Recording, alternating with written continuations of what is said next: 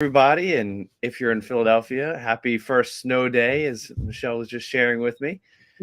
Chris Frew, founder of BioBuzz. I'm really excited today to start the day off with Michelle Ottey, who is the managing director for CIC Philadelphia. Welcome.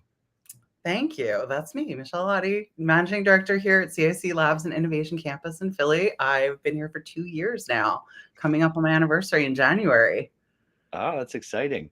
Any, Yeah. what do you have a traditional anniversary gift or anything you do to celebrate employees' anniversaries or? No, we usually acknowledge it and just sort of celebrate them being here. And it's just a nice acknowledgement Yeah. of the time There's a spent with. celebration going on up there at CIC, I feel like almost every week, so Yeah, yeah, we've always there's had always events. reason. Yeah, we'll Yeah. just repurpose something. Yeah. Well, it's kind of part of what we're here to talk with you about today is the importance of community, right? So especially, in your world, it's the importance of community and startups for entrepreneurs in the life science ecosystem. Um, and I've always believed like celebrating like the success and celebrating, the people around you, especially for startups, because it's not easy, is important part of building community. So that's something I've always recognized that you guys do really well up there. So I'm looking forward to really diving into all that with you. Before we jump into that, maybe let's just tell everybody a little bit about you.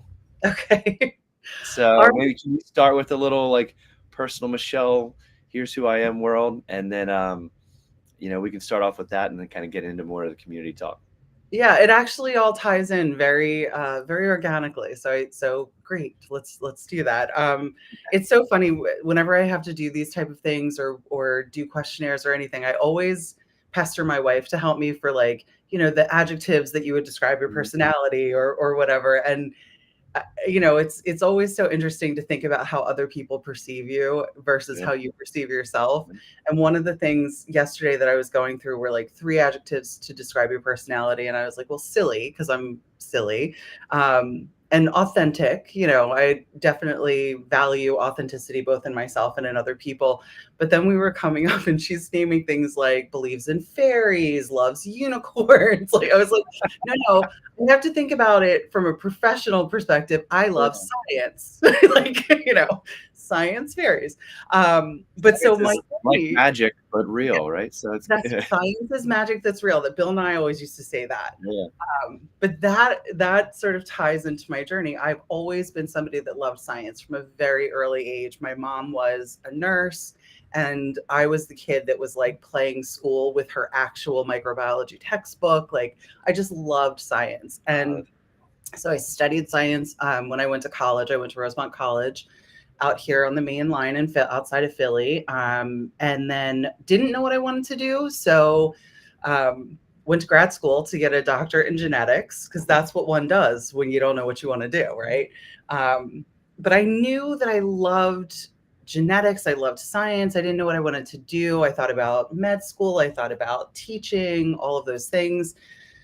Never really imagined myself doing research, but that was the sort of traditional path that the people that were advising me were used to. And so I, after 7 long years, finished my doctorate at Jefferson, um, and then went on to do a postdoc at UPenn. When I was in grad school, I was working on the FIT tumor suppressor gene, which is aberrant in a lot of cancers, mostly in lung cancers.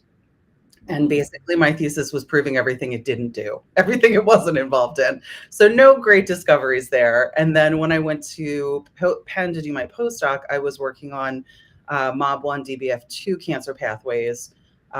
Again, cell biology genetics. I was looking at, it was in yeast. I was looking at kinetochores and spindle proteins.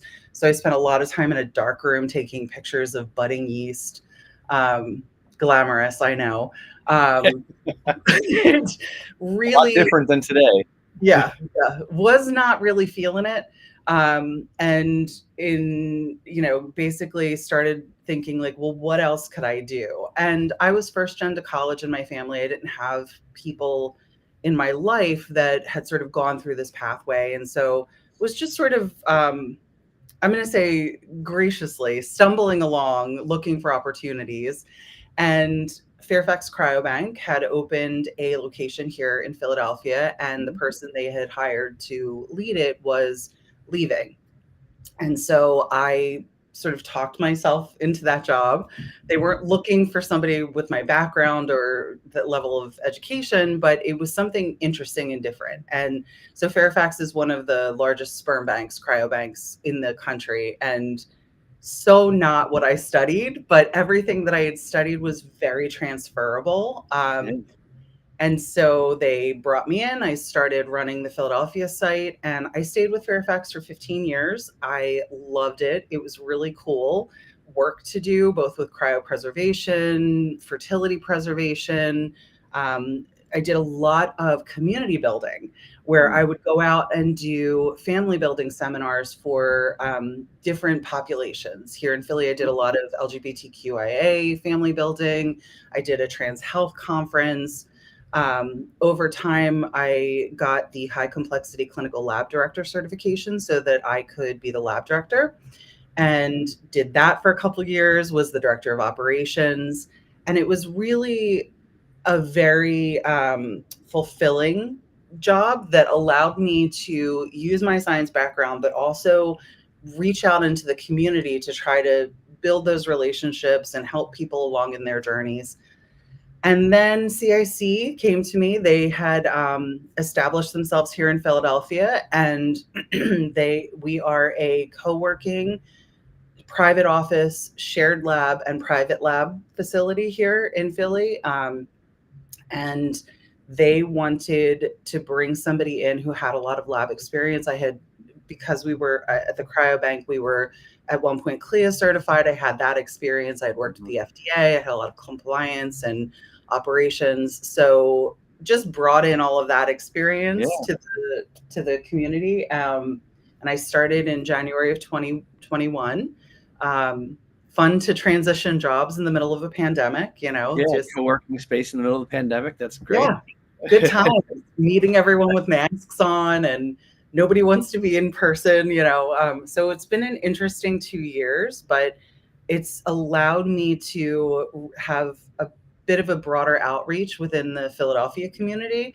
And I was able to bring a lot of my community building experience into the facility here.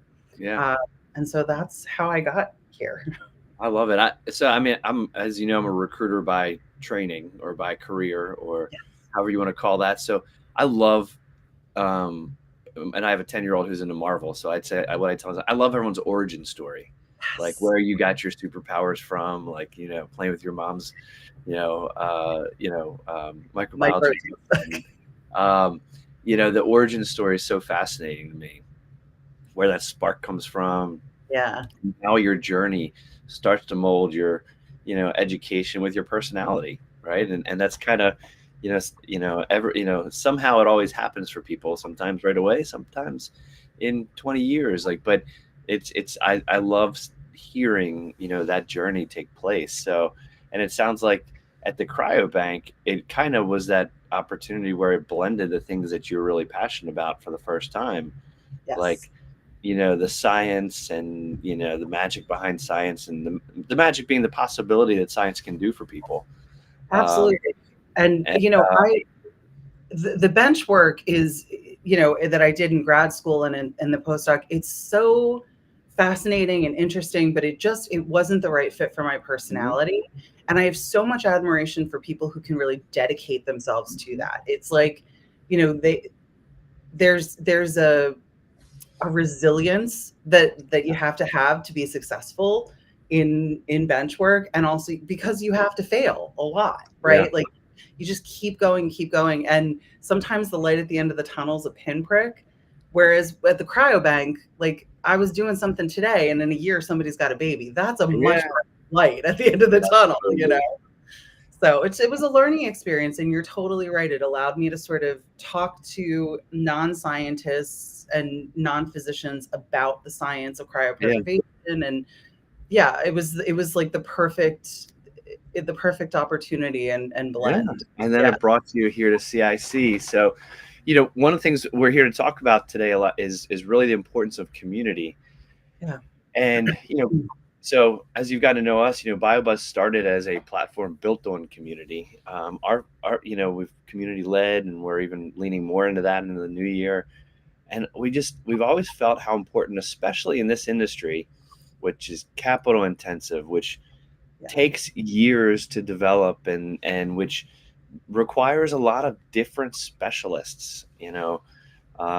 I compare it unfairly to like creating a Candy Crush app, right? Like that, you can do that in a hackathon over the weekend, and have a company up and running if it's a need. But in our industry, you kind of what you mentioned, the determination and the diligence and the staying power, like those things, like that's why you need a village. Yeah. So especially at the startups phase where you are failing a lot and there's so many unknowns.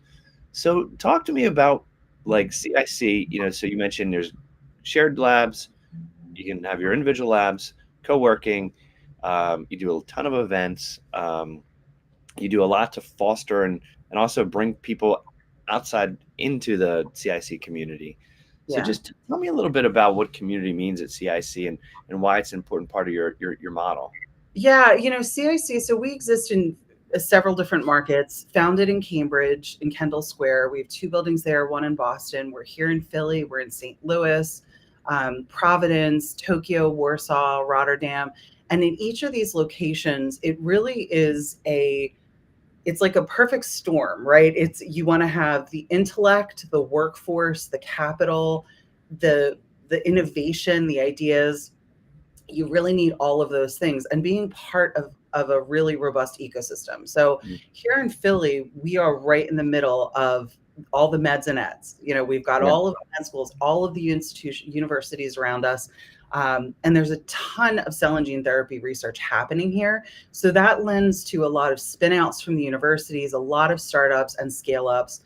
We basically see ourselves as sort of shepherds in that process, right? Like we want to help the people who have commercializable ideas come from the university, come from wherever they are right now, establish themselves in a space and give them what they need. We want to remove obstacles, remove barriers so that they have what they need to then take things to the next level, to be able to scale up and build their company. And by being here, they're sort of coming in and just sort of plugging themselves into a pre-built community. Mm-hmm.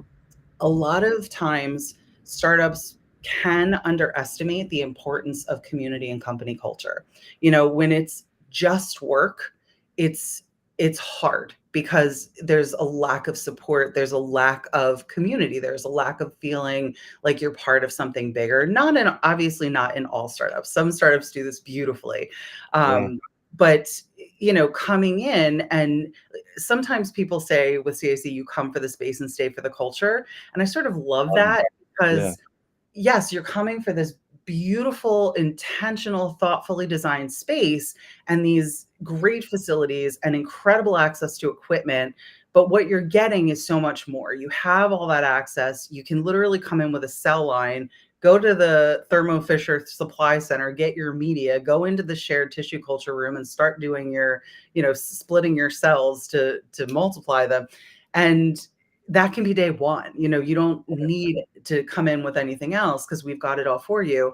But then at the end of the day, or at the beginning of the day, it's nice because we have a wake up with CIC and you're not just by yourself.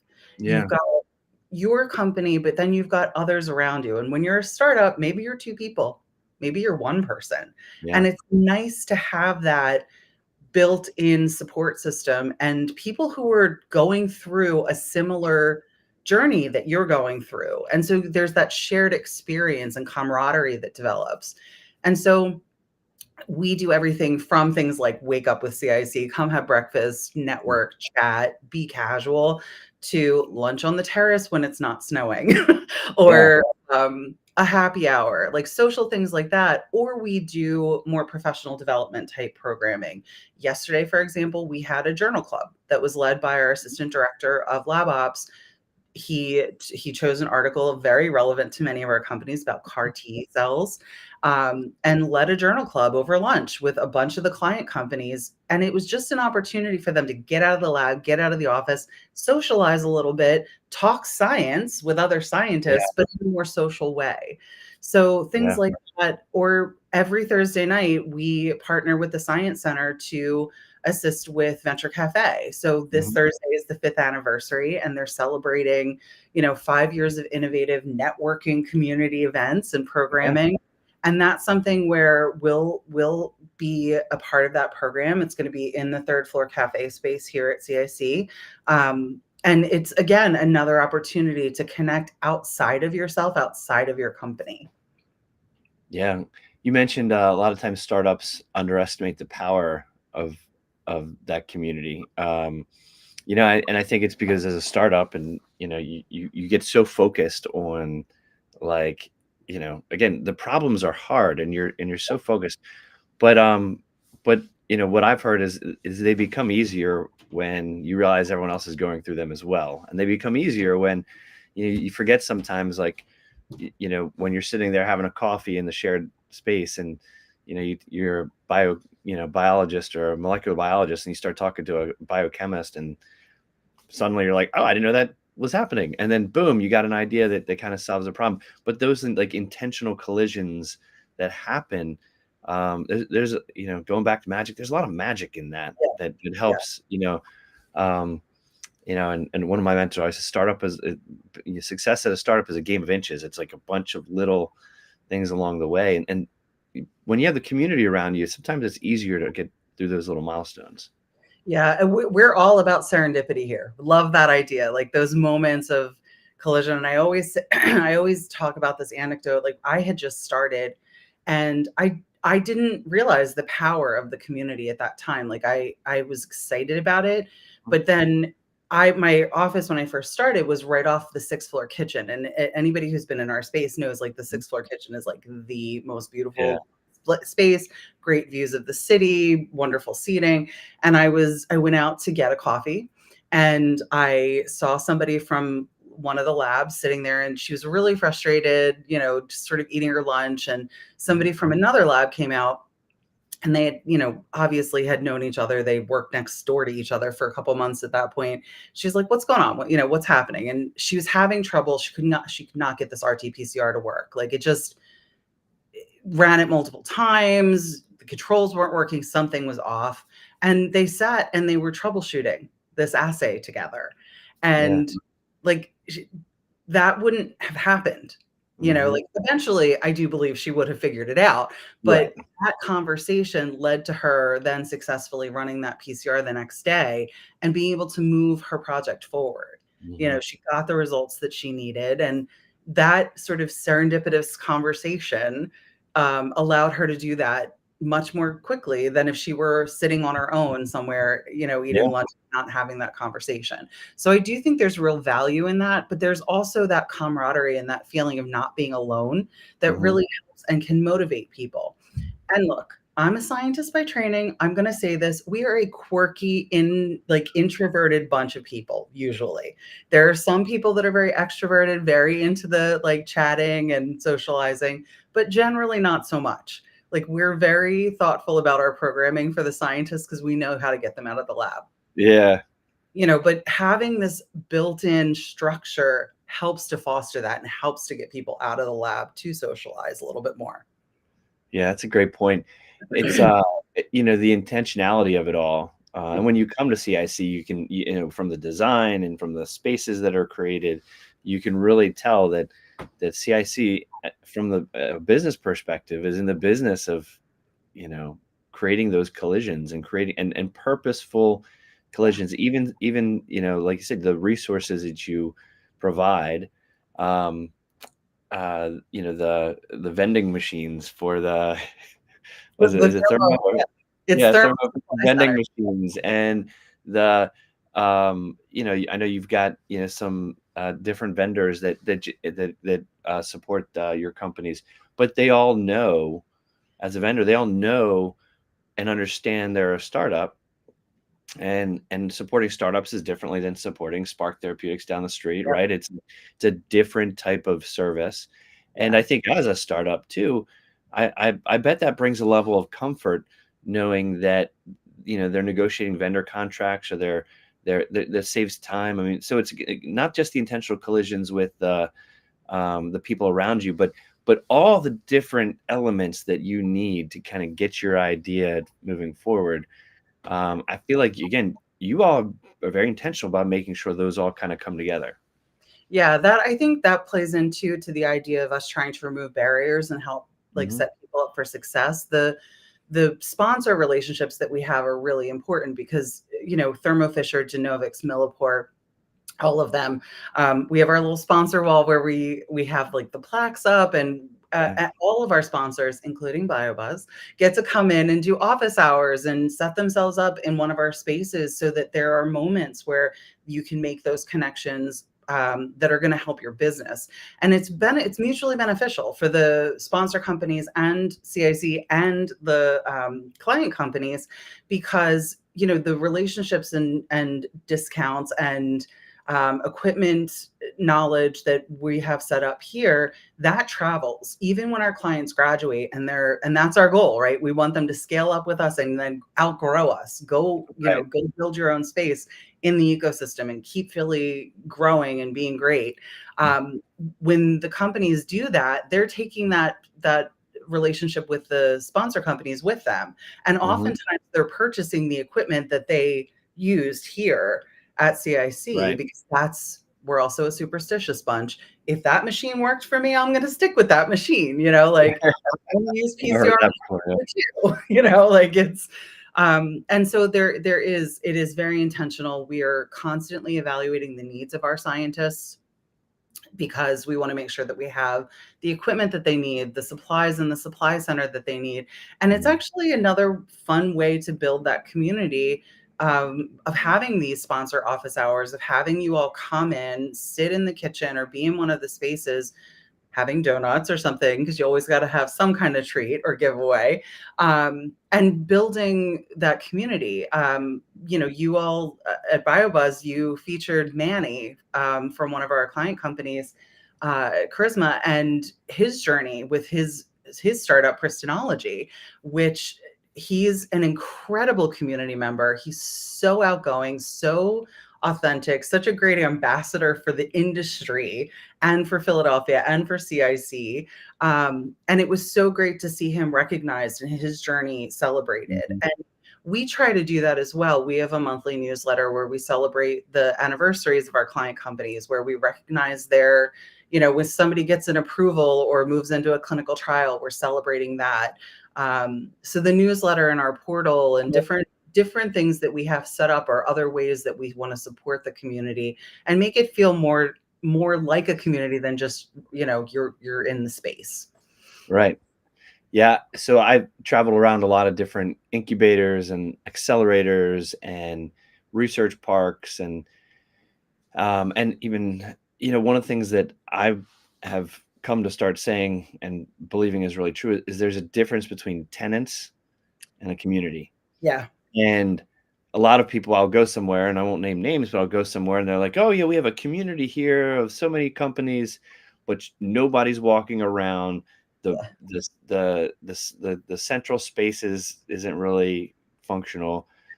No events are planned for the next week or two." And I was wondering, well, you have tenants, but not a community. And I think there's a big difference, especially for the startup phase, Yeah. um, when you think about a community of startups versus a building that houses startups. Yeah. Well, and I'm so lucky. I have a great assistant director of programs and partnerships, Hope Foy, and Drea Chunko, who works with Hope. The two of them do such a beautiful job sort of curating the programming for our community. And it's not just the social aspect that they're looking at. They're really assessing the needs. That last year we had, or this year, sorry, we had some real interest in from some of the startups in like basics of human resources. Like, when do I need a human Mhm. resources consultant, or when do I need to hire for that? And so they planned a wonderful program on that, and also then moved on to the next thing of like bookkeeping and Hmm. different source type educational programs to sort of meet the needs of the startup community. And that also helps them to feel supported.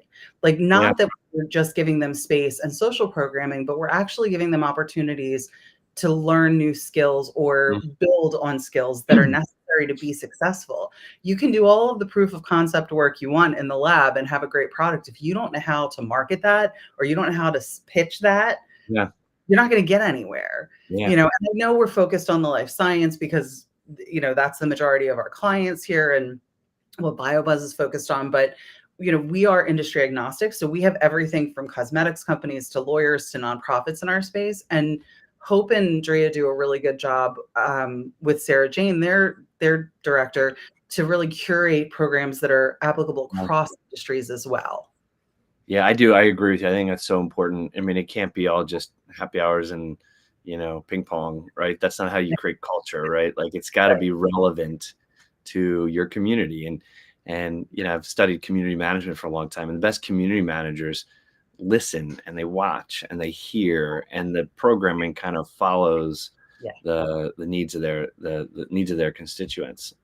Yeah. So I'm curious also. So if we could continue to grow this concept beyond CIC a little bit, because CIC is part of a greater Philadelphia community, I would say. Yes.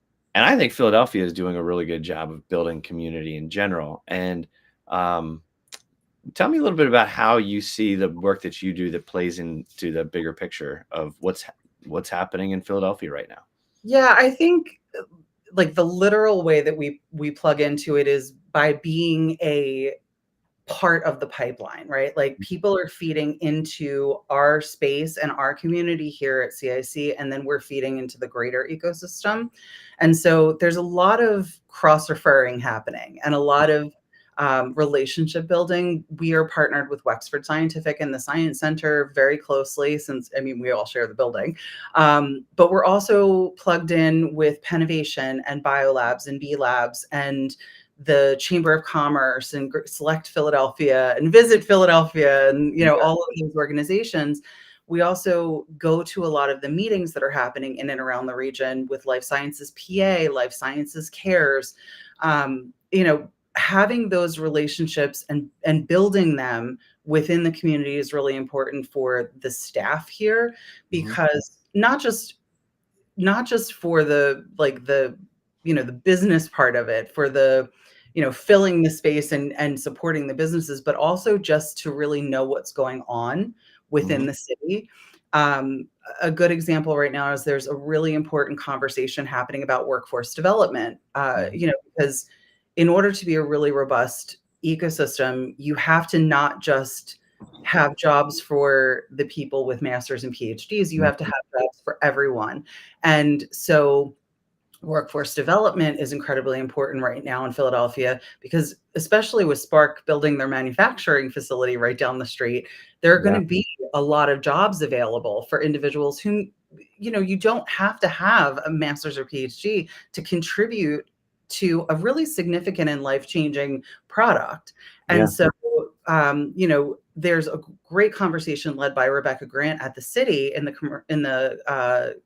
commercialization office about workforce development. And there's going to be the fourth in a series of meetings held down at Quorum here, which is part of the Science Center space, where she has gathered all of the important players in workforce development, people from WIPSI and Wistar and different organizations in the city, as well as council persons who are invested in this, because they recognize Yeah. that in order for us to be successful, we have to invest in this. Those are the type of conversations that may not have a yield immediately, but are going to lead to really important decisions and collaborations that are going to help support the ecosystem. So being a part of that, being a part of those conversations, and potentially being a part of that system of education is really important. Yeah. Yeah. That's great. I'm always impressed how, um, the the biolabs and you all and Pennovation, like there's a you know you, cooperation, I would call it. Some other markets that I've been to, that cooperation is a lot more standoffish. But similarly to a lot of the companies in the area that I've met, there is a lot of community, and there is a sense of something greater, which I Yeah. also think is an important part of community, is being part of something that's a little bit greater. Yeah. So I just want to kind of mention that there is this, when you do plug into the greater Philadelphia community or the CIC community, it's kind of like a portal. Yes. You join CIC and you're joining a portal to something even bigger. Yeah. Oh, I love that. Yeah, I'm gonna use that. There might not be unicorns on the other side of that portal, unfortunately. There, Sorry, Michelle. Chris, But there are always unicorns. my daughter thinks the same thing. So um, it's funny. Every morning when she goes to school, she gives me some of her magic for the day. So she kind of like you. She lives around this idea of magic, and it's real. I tell her every day how much it helps me. Well, I'm telling you, there's a line in the Little Princess movie that magic has to be believed to be real. And so I think your daughter's right, and I think that she deserves a little unicorn. Oh, I love it. I love it. Well, I believe it, and I believe there's some magic happening up at CIC thanks to the work of you and your team. Every time I come up there, I really see it in the companies that I meet and the people that I meet. So kudos to you all for the job you're doing, and I see it rolling out into the community, the workforce development. I'm so glad you mentioned that. It's such an important part. Community again is made up of everybody, and if everybody isn't taken care of in the community, then it's not truly fostered. And I know one of the big things we're rolling out in the new year is a new product we're calling the Talent Lab, and workforce development is going to be a big part of it. We're building a talent marketplace, which is kind of like an inverse of a job board, where we emphasize people and talent and create profiles and better connect them with employers and better connect them with training programs. And our whole vision is we want to be the roads and pipes for talent to find their way to the right, job that kind of meets their passion. And so, again, I know Philly was part of the Tech Hub initiatives. Workforce development is a big part of that. So we're excited to marry our media and events and kind of storytelling community with now the ability to kind of directly connect, people with, that next step in their career. That's really exciting. I love that vision, and I'm already thinking about ways that I can partner with you on that. Wonderful. Well, we're excited. We're doing focus groups now. Kat's got me, and you're gonna keep me moving forward. Keeps me moving forward. I'll tell you, gotta love her. She knows how to do that. And it's great. And again, it goes back to team. We've got a great team at BioBuzz that does all really believe in our mission and community. Kat's such a big part of that. Yeah.